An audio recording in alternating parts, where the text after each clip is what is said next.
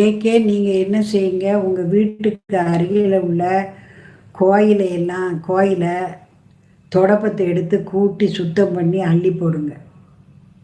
அங்கே உள்ள செடிகளுக்கெல்லாம் தண்ணி எடுத்து மோந்து ஊற்றுங்க. இந்த மாதிரி பண்ணி செய்யுங்க, உங்களுக்கு சுறுசுறுப்பு வந்துடும். சரிங்களா?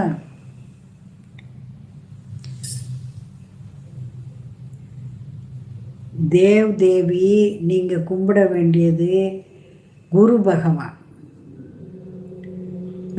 குரு ராகவேந்திரர், சாய்பாபா இவங்களையெல்லாம் வியாழக்கிழமையில் போய் கும்பிட்டீங்கன்னா நல்லாயிருக்கும்.